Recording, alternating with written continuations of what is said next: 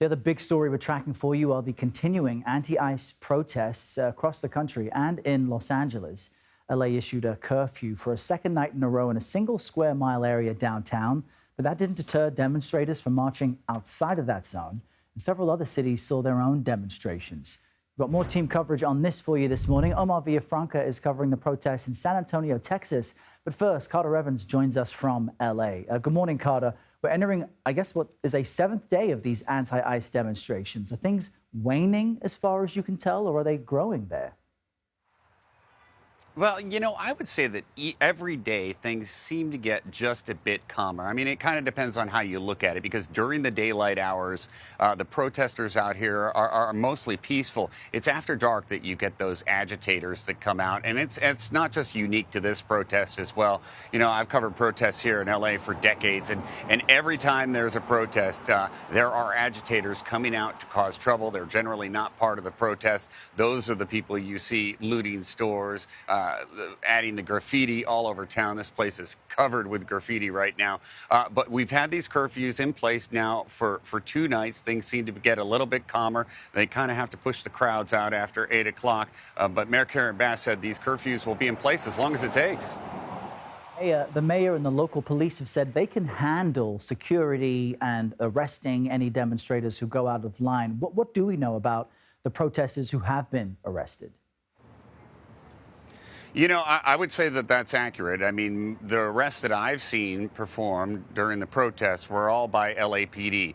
And there is a massive contingent of LAPD officers managing these protests out here. Now, behind me, you see members of the National Guard and Customs and Border Protections officers. This is actually the detention center where they're bringing some of these migrants here. So that's why they have the federal officers outside here. They're tasked with guarding federal facilities. And at least at this point, because they're putting the migrants in here, they're guarding this area as well.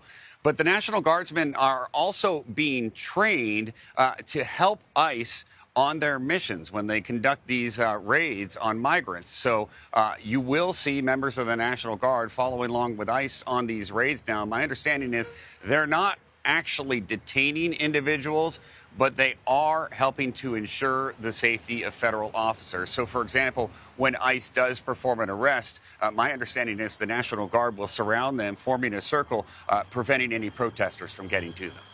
Really interesting. Carter Evans in LA for us. Thank you, Carter.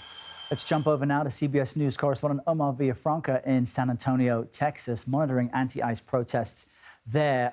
Omar, separately from California, where you have a Democratic governor saying we don't need the National Guard, in Texas, you got a Republican governor, I believe, requesting the National Guard to help protect property and federal staff as anti-ICE protests unfold there. How are Texans responding to all of this? Well, and Carter, Errol, more than requesting, he sent them in. And currently, right now, there's an operation in South Texas, Operation Lone Star, where they're deployed in the state, watching the border. So they have been deployed in the state before here. So interesting to see that. Now, the protests last night, there were 2. They were loosely organized. One started right behind me here. We're right by the historic Alamo. About 400 people showed up. And you asked, how are local people kind of responding? Well, we talked to the mayor and the police chief, and they told us both that they felt the National Guard was not needed, and they were caught off guard that they were even coming. Take a listen. Most of the time, what we've seen here is the group that's protesting, they're peaceful. We are here to protect people and property and protect people's rights to demonstrate and speak out. Peaceful protest is what our country is founded on. So, Omar, how are the National Guard actually being used in San Antonio? You mentioned the governor sending them in, specifically to do what? That's the interesting part.